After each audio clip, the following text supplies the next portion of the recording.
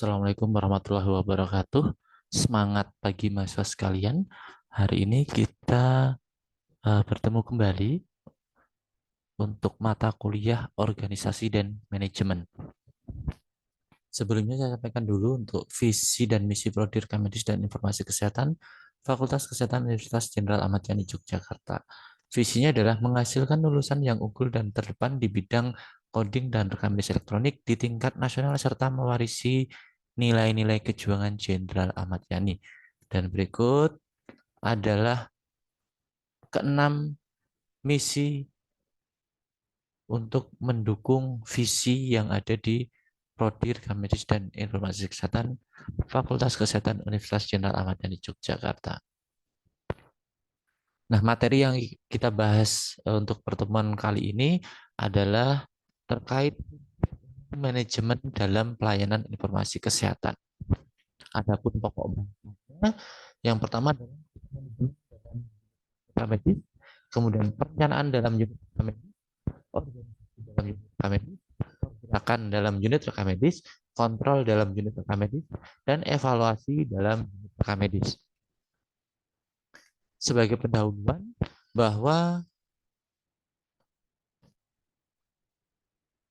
mengharuskan rumah sakit untuk menyelenggarakan rekam medis dengan baik ya dari Undang-Undang Nomor 36 Tahun 2009 tentang kesehatan, kemudian Undang-Undang Nomor 29 Tahun 2004 tentang praktik kedokteran, dan Permenkes Nomor 24 Tahun 2022 tentang rekam medis. Nah, ketiga peraturan tersebut mengharuskan rumah sakit wajib menyelenggarakan rekam medis dengan baik. Dengan Permenkes 24 di akhir tahun 2023 maka sudah wajib dengan rekam medis elektronik. Kenapa? Karena ketika rekam medis itu baik, maka perlu dilakukan manajemen rekam medis secara baik dan profesional sehingga fungsi rekam medis betul-betul terlaksana. Manajemen rekam medis yang ada di rumah sakit biasanya dengan menggunakan prinsip POAC, kemudian manajemen rekam medis ataupun manajemen proses rekam medis adalah proses pencatatan dan penyelenggaraan rekam medis mulai dari pintu masuk sampai dengan pintu keluar rumah sakit. Sebelum masuk ke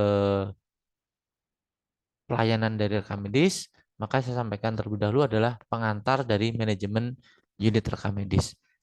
Ini yang pertama adalah definisi dari manajemen, yaitu seni dalam menyelesaikan pekerjaan melalui orang lain. Ini adalah definisi manajemen menurut Mary Parker. Kemudian usaha-usaha untuk mencapai tujuan yang telah ditetapkan lebih dahulu dengan mempergunakan kegiatan orang lain menurut George R. Terry. Kemudian definisi yang ketiga, tenaga atau kekuatan yang memimpin, memberi petunjuk dan membimbing suatu organisasi dalam mencapai suatu tujuan yang ditentukan terlebih dahulu.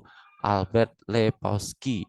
Kemudian proses yang mana manajer sebagai pencipta mengarahkan, memelihara dan melaksanakan tujuan organisasi melalui koordinasi dan bekerja sama dari usaha manusia. Ini menurut Dalton. Dan proses perencanaan, pengorganisasian, pengarahan, dan pengawasan usaha-usaha pada anggota organisasi dan penggunaan sumber daya organisasi lainnya agar mencapai tujuan organisasi yang telah ditetapkan. Menurut Stoner.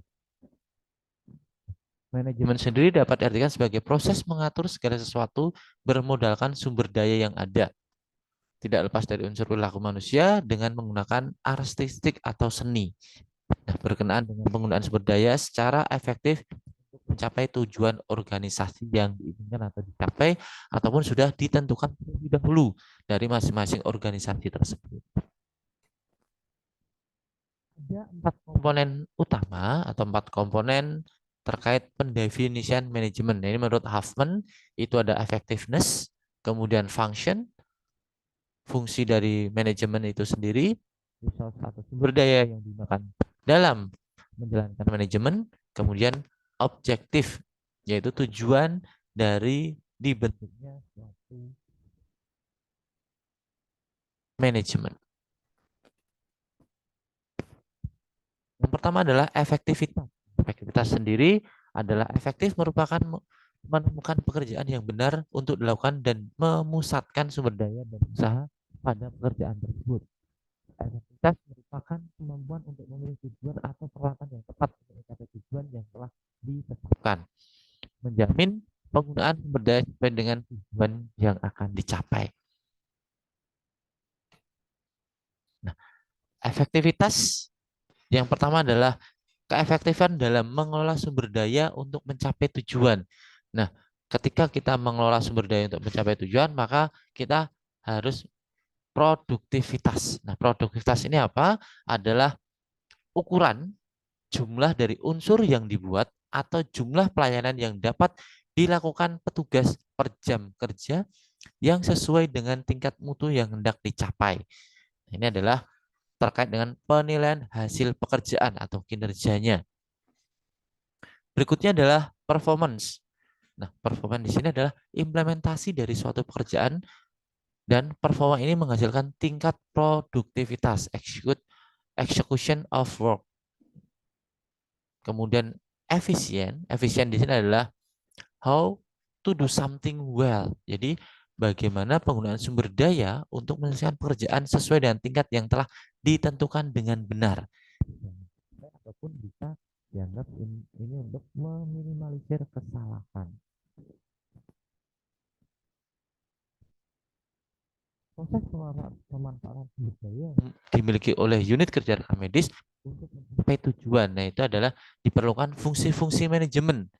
Fungsi-fungsi manajemen itu apa saja? Ini ada dari George Terry, ini ada planning, organizing, dan actuating. Kemudian planning, organizing, commanding, coordinating, controlling, itu Henry Fayol. Kemudian planning, organizing, staffing, directing, innovating, facilitating, controlling, ini Ernest Dale. Dan lain sebagainya. Yang pertama adalah terkait dengan sumber daya. Dari sudut pandang manajer, sumber daya ini dapat dibedakan menjadi sumber daya eksternal dan internal. Adapun sumber daya eksternal adalah manpower, money, material, methods, and machine. Kemudian yang sumber daya internalnya adalah kreativitas, koordinasi, kerjasama, komunikasi, rasionalitas, dan lain sebagainya, termasuk juga karakter sikap.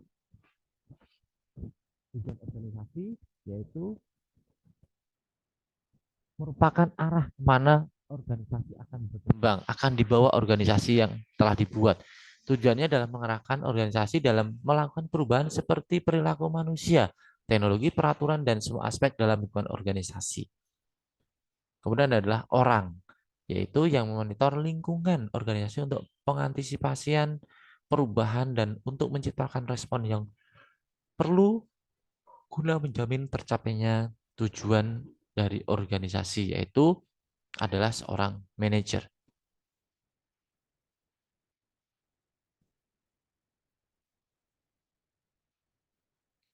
Berikutnya adalah perencanaan dalam unit rekam medis. Nanti akan kita bahas terkait dengan perencanaan, konsep perencanaan apa yang ada pada unit rekam medis. Yang pertama adalah menentukan tujuan dan kegiatan yang akan dilakukan pada unit rekam medis tersebut. Bisa dengan program kerja dan rencana anggaran apa yang akan dilakukan oleh unit kerja tersebut, mungkin untuk perencanaan jangka panjang, jangka menengah, atau jangka pendek. Ini tahunan, 1 sampai 5 tahun mungkin, atau juga 5 sampai 25 tahun untuk jangka panjangnya. Kemudian membuat asumsi tentang hal-hal yang diharapkan ke depan, misal pengelolaan secara manual atau otomatis. Jadi karena sudah ada PMK 24 tahun 2022 tentang rekam medis yang mewajibkan pengimplementasian rekam medis elektronik pada akhir tahun 2023 sudah 100% dilaksanakan. Dan identifikasi dan memilih kegiatan-kegiatan yang menunjang pada tujuan di atas, inisiasi aktivitas-aktivitas unit yang penting agar sesuai perencanaan dengan realisasinya, mereview dan mengevaluasi outcome, apakah tujuan telah tercapai, ketika belum tercapai maka harus dianalisis kenapa belum tercapai, mengapa, dan tindakan selanjutnya apa. Kemudian yang saya sampaikan tadi adalah perencanaan Dalam manajemen ada tiga tadi ya, jangka pendek, menengah, dan jangka panjang. Selain itu, perencanaan dapat digolongkan dalam satu perencanaan strategik, yaitu digunakan untuk menggantikan perencanaan jangka panjang yang mempunyai banyak kelemahan. Kemudian perencanaan taktikal atau operasional. Nah, perencanaan sendiri ini menentukan tujuan dan prosedur mencapai tujuan yang akan dicapai, memungkinkan unit rekam medis mendapat sumber daya yang sesuai dengan tujuan yang sudah ditetapkan, memperjelas dari sumber daya manusia yang akan digunakan mulai dari job desk mungkin, kemudian penempatan mungkin, dan lain sebagainya. Memungkinkan pemantauan dan pengukuran keberhasilan unit kerja. Karena ada perencanaan, maka bisa dipantau sejauh mana perjalanan perencanaan, kemudian dapat diukur tingkat keberhasilannya. Mengatasi kesalahan atau kekeliruan. Nah, merencanakan kebutuhan SDM serta sarana dan prasarana unit kerja rekam medis untuk memenuhi kebutuhan kerja. Perencanaannya adalah perencanaan sistem dan model serta prosedur dari rekam medis itu sendiri, perencanaan SDM-nya, mulai nanti yang pelaksana berapa, kemudian yang menjadi penanggung jawab berapa, perencanaan fisik dan peralatannya seperti apa, komputer, berkas, ataupun server, dan lain sebagainya. Kemudian perencanaan anggaran, yang terakhir adalah merencanakan inventarisasi peralatan dan penyusunan anggaran yang dibutuhkan guna menunjang pelayanan dari rekam medis. Nah, langkah-langkah perencanaan yaitu menyusun tujuan yang akan dicapai, dibuat sesuai dengan kebutuhan unit kerja, dan meneliti kegiatan unit kerja saat ini dan mengantisipasi perubahan yang mungkin akan mempengaruhi unit terkait mencapai tujuan. Dalam hal ini, pengembangan teknologi, profesi rekam medis harus mengikuti perkembangan teknologi seperti berbagai aplikasi dalam pelayanan kesehatan, pendaftaran online, kemudian eh,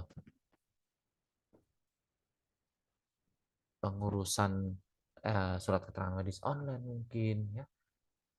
Yang ketiga, mengidentifikasi alternatif tindakan, mengevaluasi alternatif-alternatif ini dan memilih secara cermat mana yang akan digunakan dengan harapan akan memilih tindakan yang paling tepat untuk kebutuhan unit. Nah, bagian ini disebut juga proses pembuatan keputusan dalam manajemen. Kemudian implementasi perencanaan dengan daftar cek dan melihat kemajuan ataupun progres selama penerapannya tersebut. Kemudian mengevaluasi implementasi perencanaan tersebut agar tercapai efektivitas, efisiensi, dan pencapaian tujuan secara optimal. Nah, perencanaan membangun unit rekam medis ini meliputi tahap konsep dan tahap implementasi. Nah, bagaimana nanti cara ataupun perencanaan membangun unit rekam medis? Konsepnya yang pertama adalah menentukan lokasi unit rekam medis. Dalam hal ini berfungsi sebagai unit pelayanan dan penghubung antar unit. Jadi biasanya nanti dia di tengah-tengah pelayanan. Kemudian kebutuhan ruang atau tempat dari rekam medis, baik untuk petugas maupun peralatannya. Desain fungsional dan penempatan dalam area kerja utama, sistem komunikasi baik dalam unit rekam medis maupun antar unit lainnya. Dan yang kelima adalah sistem transportasi rekam medis yang digunakan dalam unit rekam medis ke unit lainnya atau ke bangsal lainnya. Apakah kalau elektronik berarti tinggal klik send, berkas akan terkirim ke masing-masing bangsal, kemudian ataukah dengan manual mungkin diantar, mungkin dengan sepeda atau mungkin dengan tas yang dapat menutupi identitas dari berkas rekam medis, ataupun juga dengan mungkin dengan tabung angin dari masing-masing ruang ke ruang yang lainnya. Kemudian kebutuhan lokasi, yaitu pelayanan utama untuk semua pasien, rawat jalan, rawat inap, dan gawat darurat. Tersedia akses bagi petugas medis dan pengguna lainnya sesuai dengan kegiatan administratif yang sudah ada.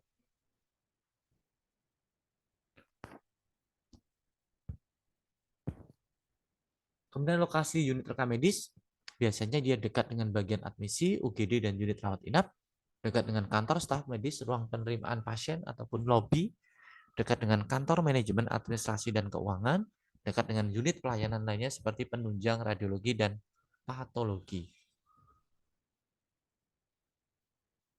Nah, untuk kebutuhan space-nya sendiri, nanti adalah berapa populasi yang akan dilayani pada rumah sakit tersebut. Ketika ini rumah sakit baru tentunya ya. Berarti akan memperhitungkan space-nya berapa sih untuk unit kejar rekam medis, untuk raknya mungkin, untuk pekerjanya tadi mungkin ya. Kemudian perencanaan layanan rumah sakit, kira-kira rumah sakit tipe apa dan jenis layanan apa yang akan digunakan atau akan dibangun. Jumlah dan tipe tempat tidurnya, karena tipe rumah sakit akan memulai jumlah tempat tidur yang ada. Jumlah baik sekarang maupun proyeksi kunjungan pasien keluar dan pasien rawat jalan maupun pasien gawat daruratnya. Kita harus punya prediksi atau proyeksi mungkin setahun 5 tahun ke depan.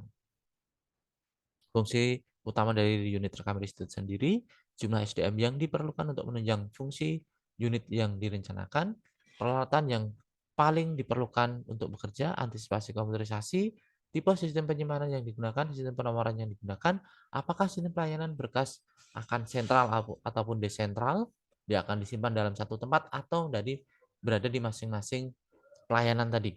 Kemudian apakah rekam medis gawat darurat termasuk dalam berkas utama, lamanya berapa tahun untuk penyimpanan aktif. Kalau nanti dia manual, kalau untuk rumah sakit umum biasanya jadi 5 tahun aktif, 2 tahun inaktif ya. Kemudian batas waktu pemilihan berkas, apakah berkas inaktif akan disimpan dalam microfilm, apakah dalam CD ataupun dalam Google Drive ataupun dalam Drive, bentuknya Drive ya. Tipe penyimpanan sekunder yang dibutuhkan, pelayanan khusus yang diberikan oleh unit rekam medis.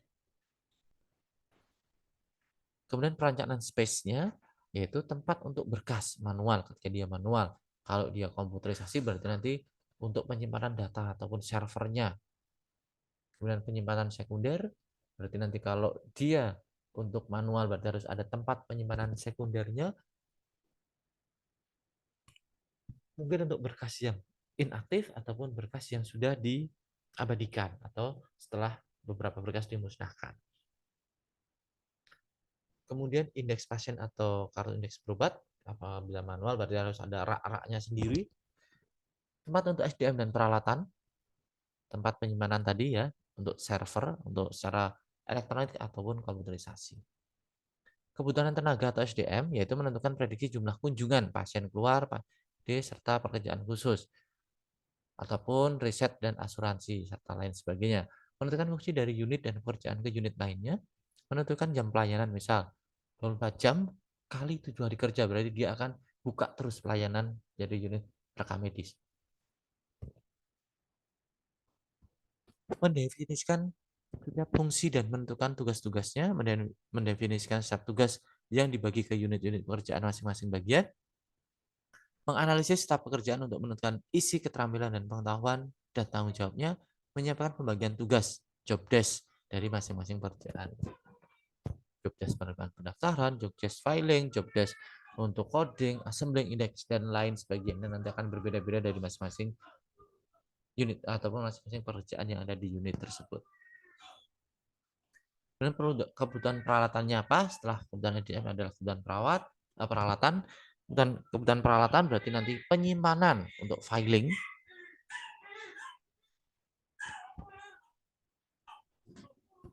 Berarti nanti jaraknya untuk berkas manual. Kemudian kalau komputerisasi berarti harus ada rak servernya.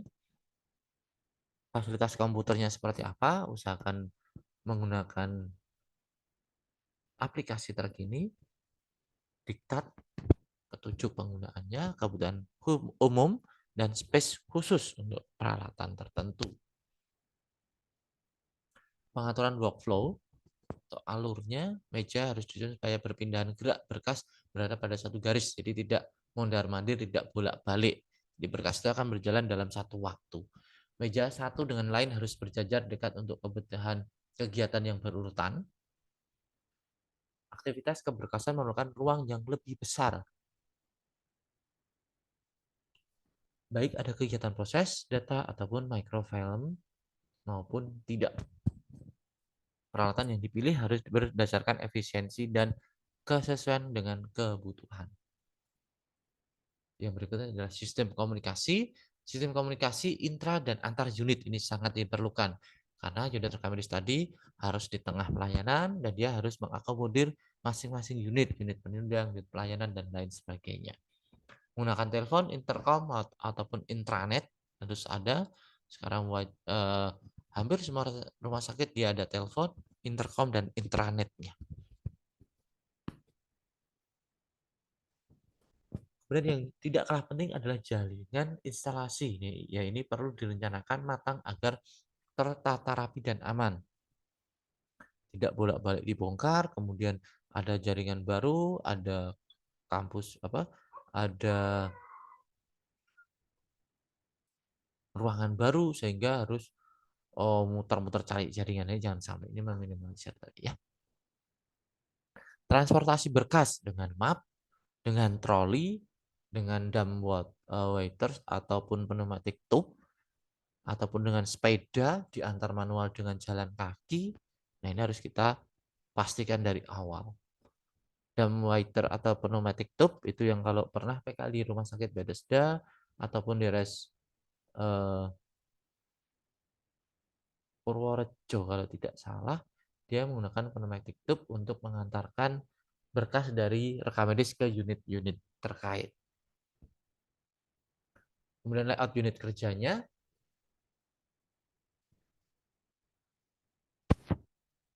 tidak kalah penting adalah mebeler. Dia ada kursi, meja, lemari, diatur sesuai dengan efisiensi dan penerangan dan udara yang ada. Alur workflow-nya, alur workspace-nya juga harus tertata rapi. Dan kontrol temperatur dan sirkulasi udara, ventilasi fan, jendela, mungkin AC, mungkin ataupun yang lainnya. Lampu penerangan, yuk usahakan terang supaya mata tidak gampang rusak. Kemudian juga meminimalisir salah baca karena tidak jelas atau kurang terangnya suatu ruangan tadi. Penggunaan warna untuk cat dinding, lantai, furnitur, dan peralatan bekerja jangan sampai terlalu kontras sehingga nanti menghambat ataupun malah tidak terbacanya berkas. Kemudian menjaga aliran dari distribusi berkas rekam medis supaya tidak mondar-mandik bolak-balik baik petugas maupun pasiennya. Ukuran meja yang sama, ruang bekerja yang leluasa dan sebagainya.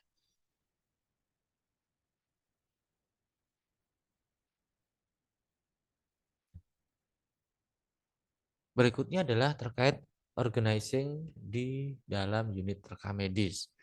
Apa saja untuk pengorganisasiannya yang ada di unit rekam medis? Untuk kegiatan-kegiatannya yang pertama adalah terkait job design, job analisis, dan kepuasan kerja. Kedua adalah struktur organisasi. Ketiga, perubahan dan pengembangan organisasi. Dan yang keempat adalah pengembangan sumber daya manusia. Job design adalah rancangan kerja. Di sini adalah spesifikasi konten kegiatan kerja, metode kerja yang digunakan, dan hubungan antara pekerjaan masing-masing individu dalam satu bagian atau departemen. Kemudian setiap kegiatan dapat digabung menjadi pekerjaan rekam medis dalam unit kerja rekam medis. Sehingga semua pekerjaan dalam unit rekam medis sesuai dengan kerangka kerja organisasi. Job analisis adalah analisis kerja. Ini setiap kegiatan kerja yang sudah ditentukan dibuat uraian tentang pekerjaan tersebut agar dapat ditentukan kemampuan pengetahuan serta keterampilan apa yang diperlukan untuk melaksanakan kegiatan tersebut.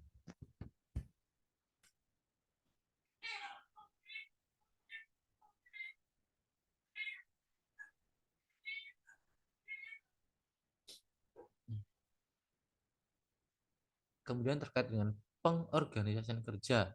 Yang pertama adalah job description dan spesifikasi kerja. Ini peningkatan kepuasan kerja, itu variabel yang berhubungan dengan kepuasan kerja,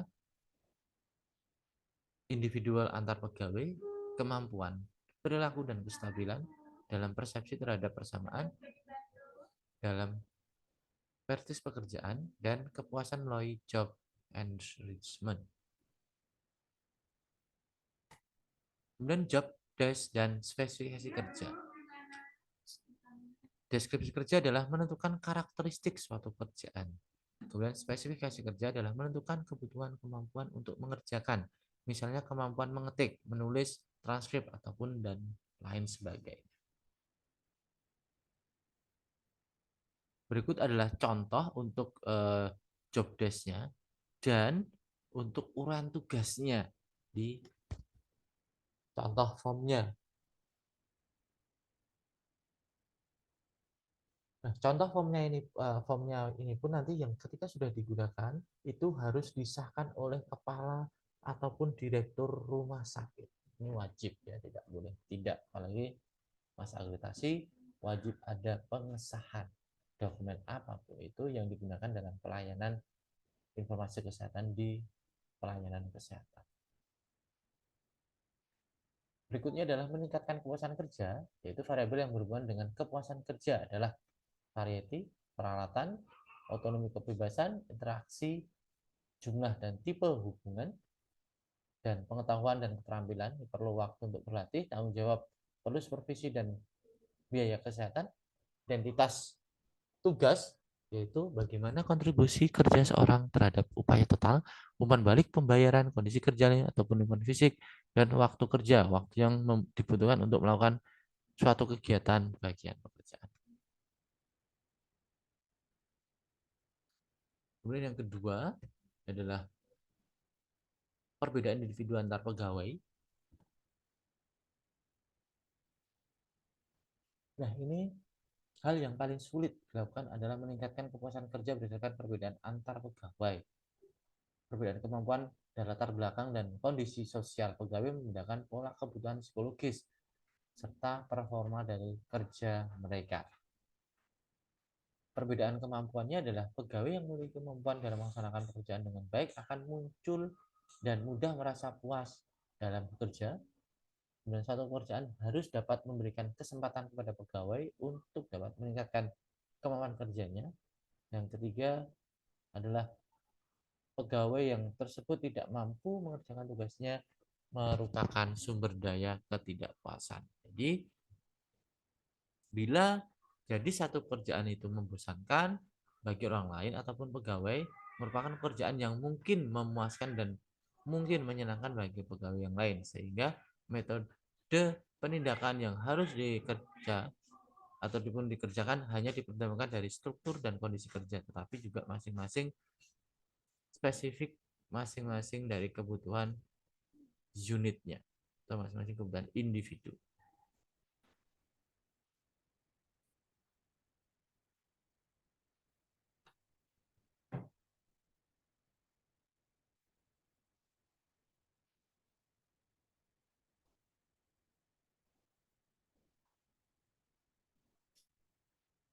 Kemudian yang berikutnya adalah perbedaan perilaku dan kestabilan personal. Ya, ini pegawai yang tidak memiliki kestabilan emosi merasa lebih puas atas situasi kerja daripada pegawai yang tidak. Ketidakpuasan yang berasal dari faktor individual ini tidak lalu merubah job design ataupun lingkungan kerja. Individu yang demikian menyelesaikan masalah internalnya dengan pindah dari satu kerja ke situasi kerja yang lain, bisa dari satu institusi ke institusi yang lain. Perbedaan persepsi terhadap persamaan.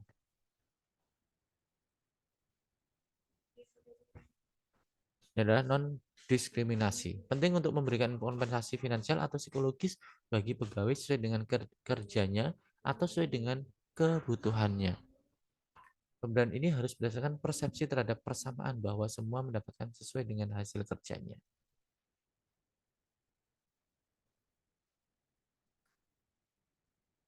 Kemudian perbedaan dalam prestis pekerjaan atau penghargaan. Pegawai yang tidak merasa puas akan prestis pekerjaan atau reputasi mereka dalam organisasi tempat dia kerja, kepuasan tersendiri bila pegawai memiliki banyak teman dan relasi yang tahu bahwa dia merupakan bagian yang penting dan berkontribusi dalam organisasi.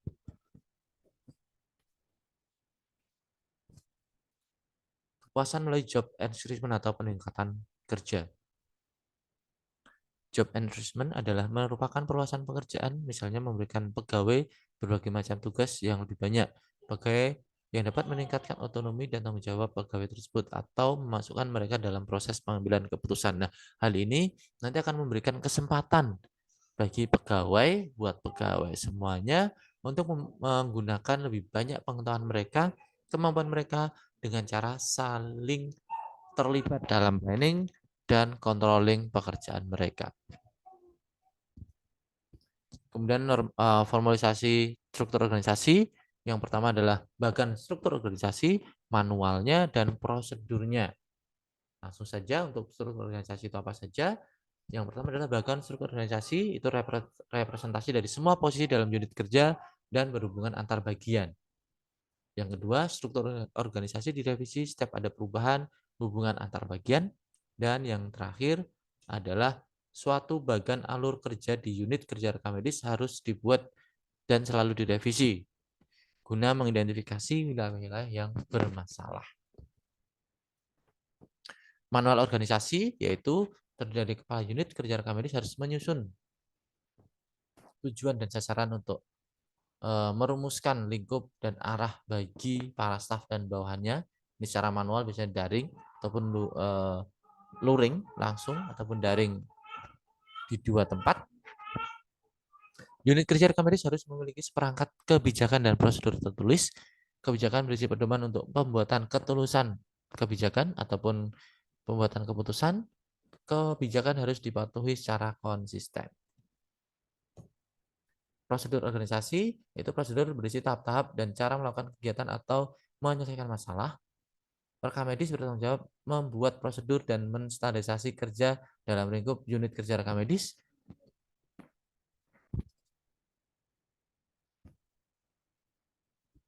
Setiap prosedur harus berhati-hati direncanakan untuk membantu produktivitas dan mengurangi pemborosan waktu dan biaya. Kemudian perubahan dan pengembangan organisasi, yaitu menghadapi perubahan organisasi, kemudian komunikasi terbuka antara staf dan unit kerja rekam medis,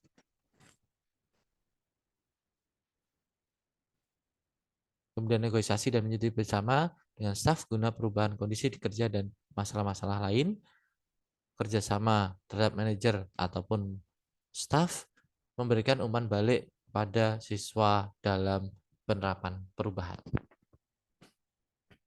Pengembangan SDM yaitu adalah staffing dan pengelolaan SDM merupakan progres pemilihan pegawai yang kompeten, terlatih dan diberi penghargaan sesuai dengan pekerjaan mereka dalam rangka mencapai tujuan unit kerja rekam medis. Kegiatan pengembangan ini adalah perencanaan kepegawaian, rekrutmen calon pegawai yang berkualitas, melakukan orientasi pegawai baru dan terhadap pelatih dan pengembangan pegawai baru, menilai kinerja secara periodik, memberikan kompensasi yang baik terhadap pegawai yang kompeten.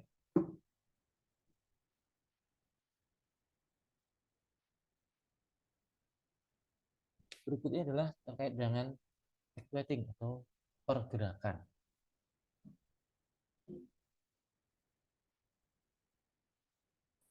Fungsinya yaitu dia sebagai pelaksanaan atau pergerakan activating ya, berkaitan dengan aspek yang merupakan aspek penting dalam organisasi. Jadi kita tidak bisa mengesampingkan ketika kita bicara manajemen pasti akan ada organisasi ataupun tujuannya.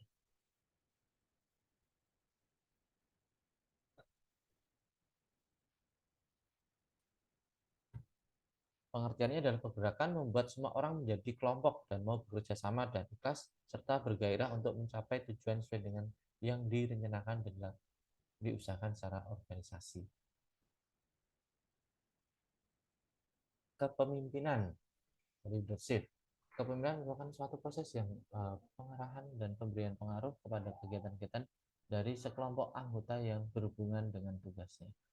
Kemampuan untuk mempengaruhi lain agar bekerja mencapai tujuan dan sasaran yang telah ditentukan. Kepemimpinan merupakan suatu proses pengarahan dan memberikan pengaruh pada kegiatan-kegiatan dari sekelompok anggota yang saling berhubungan tugasnya. Kemampuan untuk mempengaruhi orang lain agar bekerjasama untuk tujuan dan sasaran yang ditentukan. Nah, dalam pengarahan ini manajer berhadapan langsung dan bekerja dengan organisasi sehingga perlu dilakukan kepemimpinan.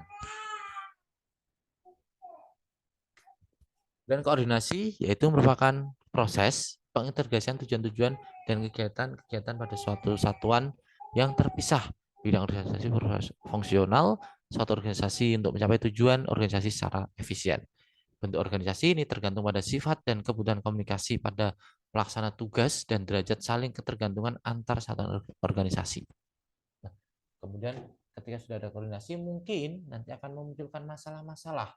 Nah, kira-kira masalah-masalah apa yang terjadi ataupun muncul selama dalam usaha mencapai tujuan dari organisasi. Yang pertama adalah orientasi terhadap tujuan mutu, orientasi terhadap orientasi waktu, dan orientasi terhadap formalitas struktur. Komunikasi adalah proses pemindahan pengertian dalam bentuk gagasan atau informasi dari seorang ke orang lain. Nah, proses komunikasi lainnya adalah ada pengirim, berita, dan penerimanya. Ini bahasa simpelnya nanti seperti itu ya.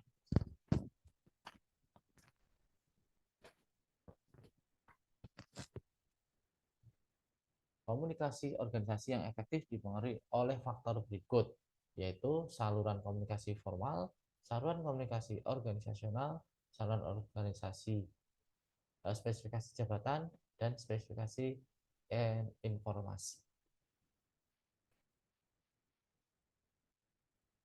Motivasinya apa? Motivasi merupakan kejadian yang mengakibatkan menyalurkan dan memelihara perilaku manusia. Motivasi, manajer perlu memahami dan memotivasi agar orang-orang yang berlaku tertentu sama sesuai dengan yang diinginkan. Dan pandangan dari tentang motivasi yaitu model tradisional, yaitu membangun dengan penghargaan berwujud orang. Model hubungan manusiawi, yaitu hubungan terkait dengan kebutuhan sosial, kebebasan, pembuatan keputusan, serta lingkup pekerjaan. Yang kelima adalah pekerjaan tidak hanya uang, tapi juga keinginan untuk mencapai kepuasan kerja dan kebutuhan akan prestasi dan memperoleh pekerjaan yang layak. Pandangan tentang motivasi yaitu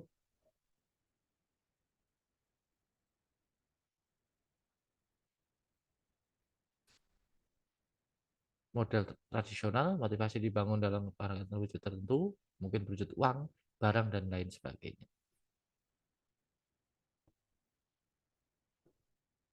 Kemudian pengawasan. Nah, pengawasan itu apa saja? Proses untuk menjamin bahwa tujuan-tujuan organisasi dan manajemen ini tercapai.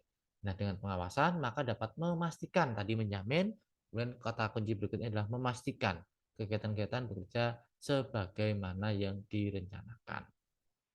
Dan pengawasan ini adalah menyusun standar kinerja, pimpinan dan staf unit kerja, rekam medis, membuat ataupun membandingkan kinerja yang telah dilakukan dengan standar kinerja tersebut untuk melihat peningkatan pencapaian kinerja untuk unit kerja, secara aktif menggalakkan kualitas kerja pelayanan rekam medis serta menyelesaikan masalah-masalah yang terjadi sehingga dapat memperbaiki. Kemudian berikutnya adalah alat bantu. Ini adalah kalau di rumah sakit bisa komputerisasi, bisa elektronik. Kalau sekarang mungkin sudah ada beberapa yang elektronik, kalau yang belum berarti dia semi atau komputerisasi. Nah, sistem informasi manajemen ini metode formal pengadaan dan penyediaan barang manajemen informasi yang diperlukan dengan akurat dan tepat untuk membantu proses pembuatan keputusan dan memungkinkan fungsi-fungsi organisasi dapat dilakukan secara efektif. Teknik pengawasan adalah non kualitatif, itu dengan pengamatan, inspeksi, teratur, dan langsung, kemudian pelaporan lisan dan tertulis, evaluasi pelaksanaan kegiatan. Dan evaluasi kuantitatif adalah terkait dengan anggaran, audit eksternal internal, dan analisis dari BEP-nya, break even point-nya. Dan berikutnya adalah evaluasi, ini kemudian yang terakhir ya. Evaluasi di sini nanti akan ada problem solving. Ya, problem solving-nya apa saja? Yaitu mendefinisikan problem atau masalahnya apa yang salah. Kemudian mengidentifikasi problem dari dan mencari duduk perkara problem tersebut. Oh, di rekam medis ini berkasnya numpuk. Oh, di rekam medis ini pendaftaran pasiennya lambat. Nah, itu adalah problem, sehingga harus dicari apa penyebabnya. Menganalisis bukti dan berhubungan dengan penyebab problem tersebut lebih sulit atau lebih detail, kemudian menyusun alternatif tindakan dan konsekuensinya, memilih solusi spesifik dan menyusun langkah-langkah untuk solusi tersebut, dan yang terakhir adalah evaluasi hasil dari solusi yang diambil, apakah efektif atau tidak, apakah sesuai rencana atau tidak, apakah berjalan atau tidak, apakah problem sudah terselesaikan atau belum. Alat-alat untuk evaluasi ini ada bermacam-macam, ada Pareto chart, histogram, cause and effect diagram dengan fishbone.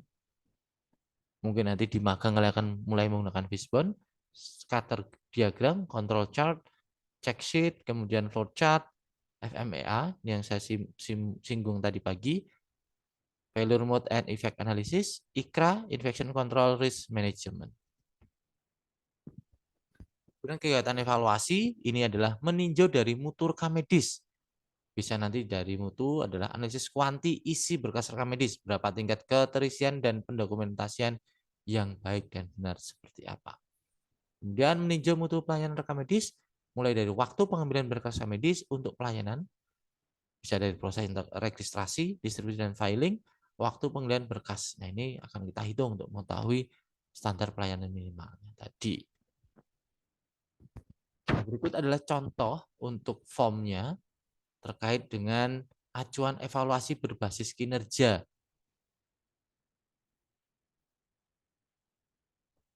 Kemudian uraian yang pertama adalah melaksanakan kegiatan analisis, validasi, pelaporan, monitoring, angka ketidaklengkapan, pencatatan rekam medis dalam rangka close medical record review. Laporan setiap bulan dan analisis setiap triwulan. Ini nanti kita tentukan berapa waktunya. Monitoring angka kepatuhan pengembalian rekam medis, baik rawat jalan maupun rawat inap, kajian usulan perencanaan logistis rekam medis, dan pelatihan petugas rekam medis. Ini adalah salah satu uraian kegiatan dan jadwalnya ataupun sebagai acuan yang digunakan untuk evaluasi berbasis kinerja tadi. Nah, yang terakhir adalah organisasi dan manajemen ini beda-beda tipis ya antara organisasi dan manajemen. Nah, organisasi ini bersifat statis, dia sebagai wadah ya. Organisasi ini adalah sebagai wadah, maka dia bersifat statis. Wadah dari orang-orang tadi. Sehingga nanti terbentuklah manajemen. Nah, manajemen ini bersifat dinamis karena sebagai proses bagaimana mengelola sumber daya organisasi. Harus ada seleksi tadi, harus ada job desk tadi, harus ada penempatan tadi, bagaimana retensinya untuk pegawai. Nah, ini harus diperhatikan. Nah, mungkin itu yang bisa saya sampaikan. Semoga bermanfaat. Apabila ada kekurangan, saya mohon maaf dan kita diskusi melalui grup WA. Ya, terima kasih. Selamat siang. Wassalamualaikum warahmatullahi wabarakatuh.